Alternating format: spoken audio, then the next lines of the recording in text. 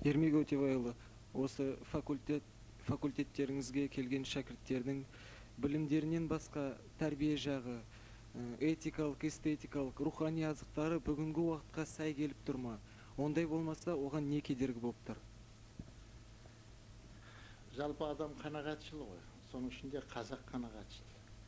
Шүкіршілікке тоймайтын халықпыз. Ал осыны есептесек, және төңіректегі басқа студенттермен салыстыратын болсақ, бізге келгендердің тәрбиелік өрісі деңгейі жоғары.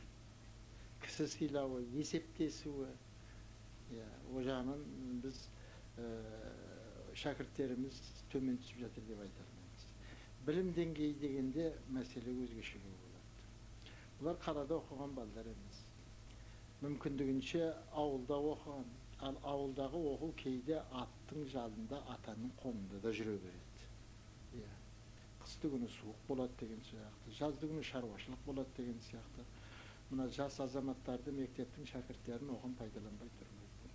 Оның үстіне оқулықтың мәселесі деген сияқты, кадрдың, мамандардың тапшылығы деген осының бәрін басын қосып келгенде, ауылдағы оқу әзір қаладағы оқудың деңгейіне жете бермейді.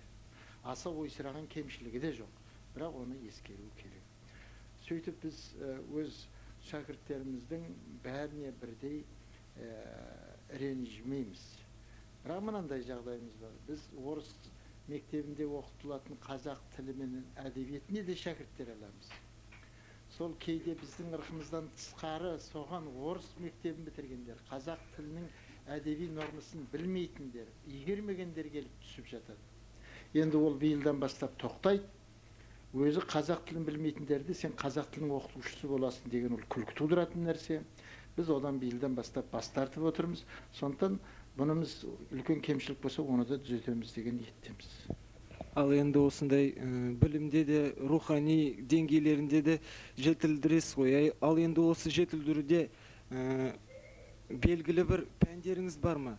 Әлде сол психология деген, педагогика деген пәндер болады ғой. Енді сол пәндерде сіздердің жаңа бағдарламаларыңыз бар ма? Әлде ол бұрынғы 70 жылдың жемісінің нелері ме, пәндері ме? Енді былай деп айту керек. Адам тәрбиелеу мәселесі, қоғам мүшесін тәрбиелеу мәселесі үлкен жауапкершілік жүктейді. Бұрын мынандай болды. Адамдар қоғамға, мемлекетке қызмет етті. Қоғам қандай адам керек дейді, мемлекет қандай адам керек дейді. Біз халыққа салып сондай адам даярлап бердік. Енді керісінше болу керек. Мемлекет пен қоғам адамға қызмет істеу керек. Енді адамның мерейін үстем ету керек. Адам абыройын көтеру керек. Ал олай болатұғын болса, біздің адамдарымызды тәрбиелеуде, жаңа адамдарды қалыптастыруда, оларды жақсы жолға бағыттауда біз істейтін қыруар еңбек алда тұр. Біз басында ғана тұрмыз, ұлы көштің. Бірақ ортасына да жеткен жоқпыз. Керек десе, осы біздің институтымыз, оның филология факультеті, ондағы қазақ тілі мен әдебиеті кафедрасы мектептер алдында қарыздар. Мектептер кей жағдайда біздерден басып озып отыр.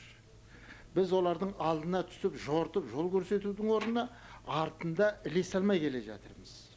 Мен бұлай дегенде оқу базасын айтқым келеді. Мен бұлай дегенде біздің ұстаздарымыздың жастығын айтқым келеді. Мен бұлай дегенде біздің студенттерді жалпы тұрмыс күйлерін оңдай алмай отырғандығымызды айтқым келеді. Сондықтан біз істейтін жұмыстар әлі алды деп қарау керек. Әсіресе қазақ тілі мен әдебиет кафедра істейтін істері әлі алда. Кафедра жас, біз осалмыз, тәжірибеміз аз, біліміміз әлі толық болған жоқ, ғылыми дайындығымыз жеткіліксіз. Бірақ соған қарамастан кафедра мүшелерінің осындай жағдайда қызмет істеп отырғандығының өзі ұстаздық ерлік, педагогический подвиг. Оны да жоққа шығармау керек. Бірақ бәрі бір күнде болмайды ғой. Бұған жөнделіп кетуіміз үшін бізге біраз уақыт керек болатын шығар. Енді педагогика психологиялық бағдарламасы қалай дегенде оқытудың бұл әлі көп кейін жатыр. Әсіресе біздің қазақ балаларының, қазақ студенттеріне арналған педагогика психология пәндерінің деңгейі қанағаттануға болмайды. Бұның екі себебі бар.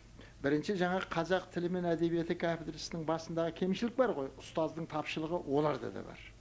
Олардың жеткіліксіздігі, олардың басындағы қасірет. Олар ондай жағдайды таңдап алып отырған жоқ. Артық мүмкіншілігі болмағасын сондай дәрежеде отыр. Оған қоса бүгінгі уақытта, бүгінгі заманның қиыншылығы да дұрыс, бәрі бар, о да бар.